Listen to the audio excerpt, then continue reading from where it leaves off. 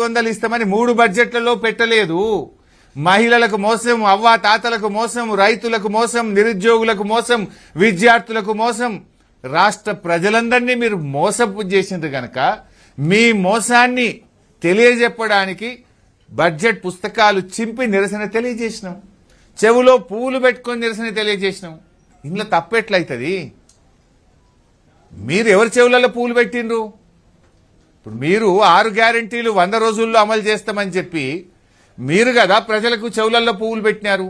మీరు కదా ప్రజల్ని మోసం చేసినారు. అందుకే ప్రజలకు మీరు చేసిన మోసాన్ని మిమ్మల్ని నిద్రలేపడానికి, మిమ్మల్ని తట్టి లేపడానికి, మీ మోసాలను మీకు అర్థం చేయించడానికి వినూతన రీతిలో చెవులో పువ్వులు పెట్టుకుని నిరసన తెలియజేసినాం. What is wrong in this? బట్టిగారితో మాకేమైనా గెట్టు పంచాయతీ ఉందా? బట్టిగారితో మాకు వేరే పంచాయతీ ఉందా? వ్యక్తిగతం మాకేం లేదు కదా.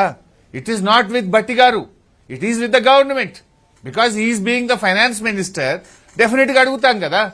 ఆర్థిక మంత్రిగా బడ్జెట్ ను ఆయన ప్రవేశపెట్టినారు కనుక ఈ ప్రభుత్వాన్ని ప్రశ్నిస్తున్నాము, ఆర్థిక మంత్రి గారిని ప్రశ్నిస్తున్నాం తప్ప అది వ్యక్తిగతంగా మేము బట్టి గారిని ప్రశ్నించడం కాదు కదా. It is the fight with the government on behalf of the people of Telangana. తెలంగాణలోని ప్రజల పక్షాన, ప్రజల గొంతుకగా బీఆర్ఎస్ పార్టీ పనిచేసిందే తప్ప బట్టి గారితో గెట్టు పంచాయతీతో ఇంకో వేరే పంచాయతీ మాకు లేదు. ఇప్పుడు ముఖ్యమంత్రి గారు అసెంబ్లీ స్టార్ట్ కాకముందేమన్నాడు? కృష్ణా గోదావరి జలాల మీద అసెంబ్లీలో చర్చిద్దాం, మాట్లాడదాం, తేల్చుదాం అని పెద్ద పెద్ద బీరాలు బలికిండు. మరి ఎందుకు మాట్లాడలే? కృష్ణ మీద మాట్లాడలే, గోదావరి మీద మాట్లాడలే, చివరికి ఇరిగేషన్ పద్దు మీద కూడా మాట్లాడలే. ఇరిగేషన్ పద్దు కూడా చర్చ లేకుండా గిలటిన్లో పాస్ చేసుకున్నారు. ఇరిగేషన్ పద్దు చర్చకు వచ్చినప్పుడు మమ్మల్ని అసెంబ్లీ నుంచి సస్పెండ్ చేసుకుని ఏకపక్షంగా పాస్ చేసుకున్నారు.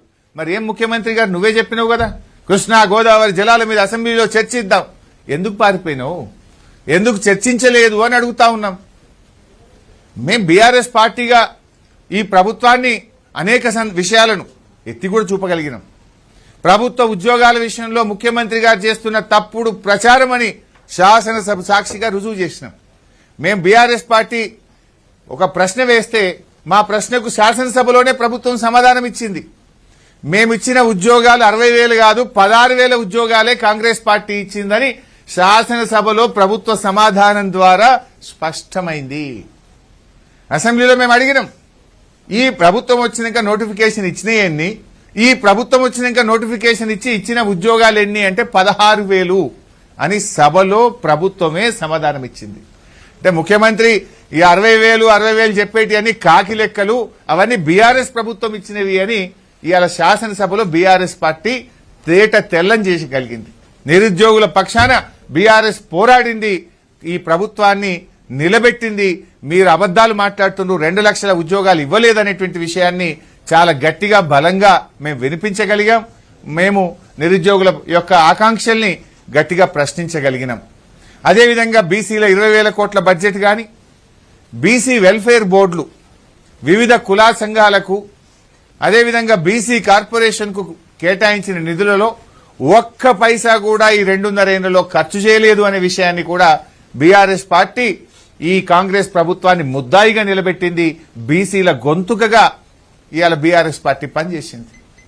అదేవిధంగా దళితుల మీద కూడా రేవంత్ రెడ్డిది కపట ప్రేమ అని ఎస్సీ ఎస్టీ సప్లాన్ నిధుల ఖర్చు విషయంలో కూడా స్పష్టంగా బహిర్గతం చేసి ఎస్సీ కార్పొరేషన్ కు కేటాయించిన నిధుల ద్వారా 2.5 సంవత్సరాల్లో ఈ రాష్ట్రంలో ఒక్క దళితుడికి కూడా ₹1 ఇవ్వని వైనాన్ని కూడా బయటపెట్టి ఈ ప్రభుత్వాన్ని ముద్దాయిగా శాసనసభలో బీఆర్ఎస్ పార్టీ నిలబెట్టగలిగింది.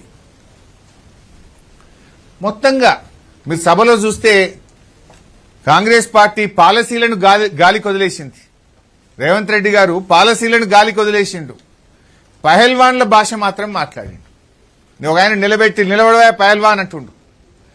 అసెంబ్లీలో పాలసీలు ఉంటాయి కానీ పహల్వాన్లు, కుస్తీ యుద్ధాలు, కుస్తీ పోటీలు ఉన్నాయి కదా. కానీ రేవంత్ రెడ్డి ఇదేదో కుస్తీల పోటీగా మార్చే ప్రయత్నం చేసిండు. కత్తుల కోలాటంతో తలలు తీసేస్తాం, సామాజిక